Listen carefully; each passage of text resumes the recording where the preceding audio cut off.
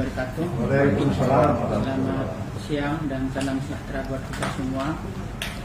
Yang terhormat Kepala Dinas Dispindak Kota Pontianak dan Kasatpol PP Kota Pontianak beserta rekan-rekan media yang hadir pada kesempatan hari ini dalam rangka konferensi pers dengan Pak Wakil Wali Kota yang menuju kepada persoalan antrian gas LPG 3 kg di masyarakat di Kota Pontianak dan menyangkut beberapa wawancara saya waktu itu tanggal 21 Juli setelah habis rapat PPID di Bapeda Kota Pontianak dengan semua stakeholder dengan tim PPID. Saya didampingi Pak Sekda waktu itu. Wawancara ada 3 hal yang ingin saya sampaikan pada kesempatan hari ini. Pertama, pernyataan saya yang menyatakan bahwa kelangkaan gas LPG itu di medsos hoax itu dipelintir mungkin atau disalahpahami oleh beberapa masyarakat atau mungkin media atau apa, saya tidak kurang paham karena saya di Pimpret itu tidak membaca isinya, tapi judulnya itu benar, saya ada menyatakan seperti itu. Namun antriannya jelas, itu antriannya jelas, bukan antriannya tidak hoax, tapi kelangkaan dan LPG yang saya nyatakan hoax di medsos itu karena berdasarkan pemaparan pihak Pertamina bahwa stok gas LPG aman beberapa bulan ke depan dalam rangka menyambut Hari Raya Idul Adha, termasuk BBM juga aman pada waktu itu. Dan saya terus terang selaku manusia yang masih normal tetap harus dan yakin percaya kepada Pertamina selaku yang punya otorita di bidang penanganan masalah gas LPG ini atau BBM. Nah, seiring berjalan wawancara itu ada dari wartawan, dari media menanyakan bagaimana Pak kalau terus terjadi antrian. Ya, kami selaku pemerintah Kota Pontianak akan melakukan operasi pasar dan itu dilakukan sampai hari ini. Dan dari pihak Pertamina tidak pernah menyatakan stoknya tidak ada Pak, dikala dinas terkait pertama Dispindak menyatakan mau mengadakan operasi pasar di beberapa titik di Kota Pontianak. Nah, ini salah dipahami seolah-olah saya menyatakan antriannya hoax. Kalau antriannya fakta, karena alasan Pertamina membatasi suplai ke pangkalan untuk menindak para oknum pangkalan yang disinyalir nakal menjual kepada yang tidak berhak. Nah, jadi dari Pertamina membatasi. Pertamina mungkin memprediksi akan terjadi antrian, tapi itu tidak akan berlaku lama. Dan saya nyatakan waktu itu bahwa kalau ada berita di medsos bahwa gas LPG nangka itu hoax. Kenapa? Masyarakat biar tidak panik. Ini musim pandemi. Kalau masyarakat kita nyatakan panik, masyarakat berduyun-duyun, berebutan, bahkan begini karena kepanikan statement dari kita. Padahal stok gas LPG di Pertamina itu berlimpah. Kan ini membahayakan di era pandemi ini terhadap penyebaran virus corona. Seperti itu maksudnya, kan seperti itu. Nah, ini harus betul-betul dipahami lah. Artinya dari media juga harus bisa mengkondusifkan persoalan ini. Nah, buktinya sekarang kan sudah berangsur-angsur pulih. Kenapa? Memberantas ataupun menangani satu persoalan yang seperti kenakalan ataupun tengkulak bahasanya ataupun apapun bahasanya dari pemain yang mencari keuntungan secara pribadi, ini tidak mudah seperti hanya membalikkan telapak tangan, butuh proses. Dan Pertamina sudah berjanji akan dalam waktu singkat akan memulihkan situasi itu karena stoknya memang ada. Mungkin di lapangan itu masyarakat panik ditambah dari para tengkulak atau pemain pangkalan nakal ini mengisukan bahwa seolah-olah gas LPG ini nangka, padahal hanya dibatasi karena kesalahan mereka sendiri menjual kepada yang tidak berhak. Buktinya ini Kasatpol PP kita perintahkan, kita pantau, kita koordinasi setiap hari melakukan razia siang malam. Ini kan harus melek juga. Dari pemerintah provinsi juga harus memahami, tahu pemerintah Kota Pontianak bekerja secara maksimal siang malam bahkan operasi pasar. Setelah pasca rapat itu Pak Wali Kota turun langsung di pasar Juju itu, di pasar Dahlia itu turun langsung membagikan, bahkan berdialog dengan warga. Bahkan keesokan harinya di Pontianak Timur saya koordinasi dengan pihak Diskumdak, dengan Pak Haryadi, minta operasi pasar dilaksanakan, koordinasi dengan anggota dewan di lapangan, dilaksanakan, tidak ada persoalan. Alhamdulillah sampai hari ini terus berjalan dan kondusif. Kalau kita menggawat-gawatkan seorang, ini bahaya, masyarakat panik seperti itu. Ini yang saya perlu klarifikasi sehingga tidak terjadi simpang siur lah informasi di lapangan, seolah-olah saya selaku wakil wali kota mendampingi Pak Wali Kota, tidak becus, tidak turun. Kalau saya tidak perlu turun karena saya udah di bawah. Mau turun ke orang saya udah di tanah. Kalau saya turun lagi masuk ke dalam tanah, meninggal jadinya kan seperti itu. Jadi saya ini tiap hari pergaulan saya ini dengan masyarakat yang membutuhkan SPG 3 kg itu. Ngapain saya harus udah turun tidur di kantor terus? Itu kan konyol seperti itu. Bahasa-bahasa konyol ini harus kita hati-hati selaku orang yang beradab, yang punya kesantunan, tata susila, norma, adat ketimuran seperti itu. Itu yang pertama. Yang kedua berkaitan dengan pernyataan pemimpin, seorang pemimpin figur kita, orang nomor 1 di Kalimantan Barat, yaitu Gubernur Pak Sukarmejit, yang menyatakan secara person itu mengarah ke saya selaku wakil bahwa saya ini buta matanya kali Pak Wakil itu sudah beredar viral di video di medsos, dan ini orang bertanya-tanya. Ini sangat disayangkan. Kok seorang pemimpin yang notabene menjadi panutan selama ini, yang notabene ya kalau sering ngomel ya yes oke lah, karena butuh ngomel kan seperti itu dengan anak buahnya. Tapi kalau menyatakan buta matanya kalau wakil tak ini tidur, ini kan persoalannya person. Secara normal adat kesopanan sangat tidak beradab dan terkesan congkak dan sombong, arogan. Dan ini perlu saya berharap kepada stakeholder yang ada di Kalimantan Barat ini untuk memberi masukan dan saran kepada beliau sehingga kita punya pemimpin yang tidak seperti itu.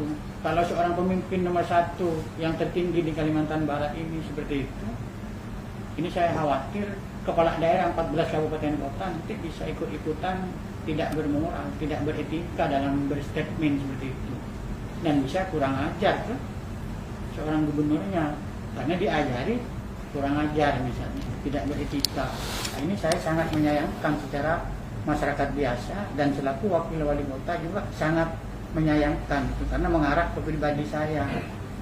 Dan saya juga selama ini melaksanakan tugas tupoksi itu sesuai aturan yang mekanisme yang sudah diterapkan. Memang seorang gubernur itu perpanjangan tangan daripada pemerintah pusat, sifatnya koordinasi ke pemerintah daerah kabupaten kota. Kita otonom seperti itu. Nah, jadi pernyataan seperti itu harus diberi masukan. Kalau memang tidak mempan, ya kan dalam Islam itu untuk beramar ma'ruf nahi munkar itu ada 3. Pertama, kalau melihat kemungkaran itu ya harus dengan tangan. Yang kedua, dengan tak mampu dengan tangan, dengan lisan. Tidak mampu dengan lisan, ya dengan doa. Gitu. Nah, kita doakan kalau memang udah sombong kan seperti itu. Nah, dalam sejarah juga pemimpin-pemimpin yang sombong ini akhirnya seperti apa kan seperti itu. Nah, inilah mungkin salah satu bukti juga pendapat dari pakar di Amerika itu, bahwa berikanlah kekuasaan yang setinggi-tingginya terhadap seseorang itu, maka akan muncullah tabiat aslinya. Nah, ini bisa mengarah ke ini juga. Nah, ini saya bukan mau konfrontasi dengan siapapun, cuma mengklarifikasi karena saya juga termasuk figur publik yang memang jadi sorotan, jadi penilaian juga dari masyarakat.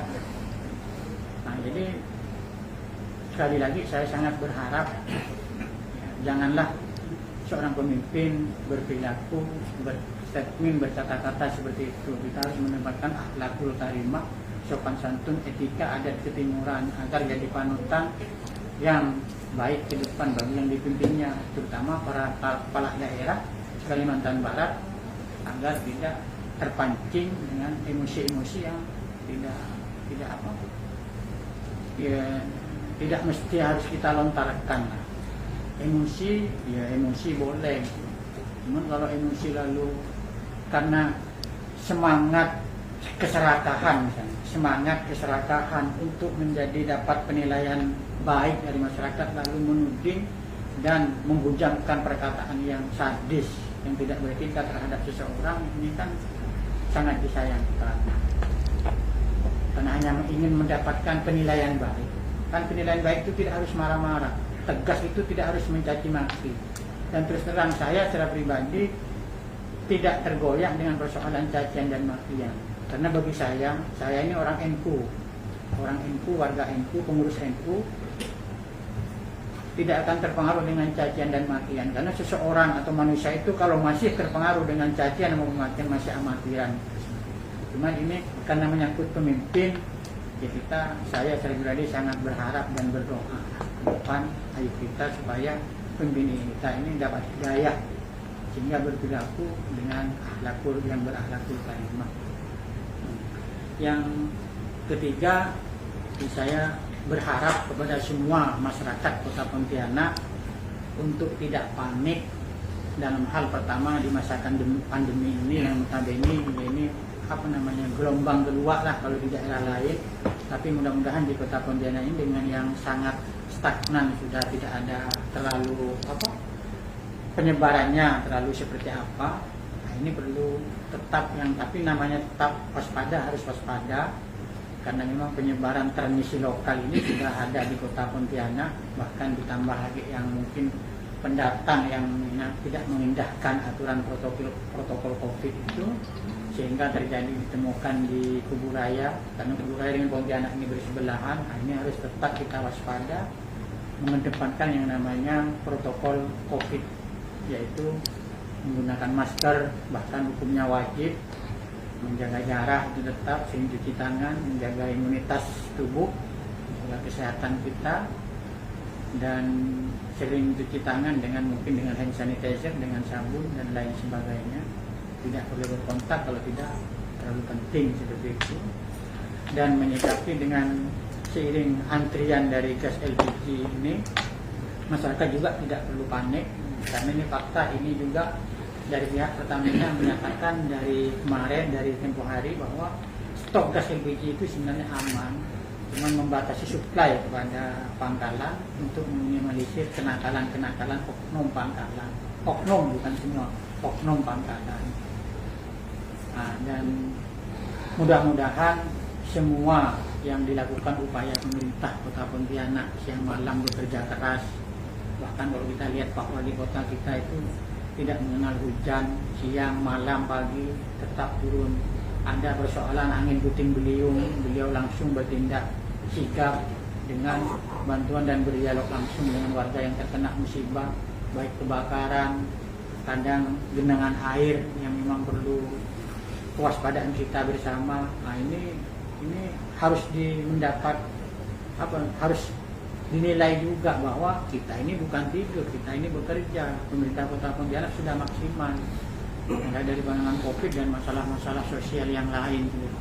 Kenapa? Karena tanggung jawab secara undang-undang, amanah undang-undang pemerintah itu harus hadir setiap ada persoalan di masyarakat. Apapun bentuknya, kita harus hadir dan memberikan solusi bagaimana baiknya. Walaupun sebenarnya tindakan dan memberikan solusi hadir di persoalan masyarakat itu ada mekanisme-mekanisme yang harus dipenuhi, ada aturan-aturan yang memang harus dipenuhi, tidak serta-merta persoalan muncul hari ini selesai. Nah, ini bukan Bun Salabim, bukan Jin Tomang sebenarnya. Harus ada, pasti ada tahapan-tahapan yang harus kita lakukan. Nah, ini kan dengan ada ketimuran, dengan sopan santun, masyarakat informasikan panik, informasikan tegang, masyarakatnya makin tegang. Apalagi di musim pandemi ini, tadi saya hadir di acara pemusnahan barang bukti narkoba itu kasus narkoba di Kota Pontianak semenjak era pandemi ini sangat meningkat. Nah, ini ada apa? Nah, ini juga harus mendapat harus kita kaji bersama. Apa yang kok bisa narkoba meningkat padahal di era pandemi ini ekonomi sulit. Nah, bukan dengan statement yang keras sehingga menghujat orang seolah-olah saya yang paling baik, yang lain tuh apa tidak berbuat. Nah, ini kalau udah orang mengaku seperti ini tanda-tanda boleh dengan bisa jadi tanda-tanda kiamat sudah dekat. Nah, tapi mudah-mudahan enggak, kan gitu. Kalau ada orang menganggap saya yang paling baik, orang lain tidak bekerja. Nah, ini masalah ini. Walaupun yang sebenarnya yang bersangkutan baik atau bagus, tapi tidak bisa mengklaim seolah-olah dia yang paling bagus, orang lain buruk semua. Ini perlu perhatian dan pemahaman dari semua masyarakat Kalbar, khusus Kota Pontianak. Ini kira-kira yang dapat saya sampaikan.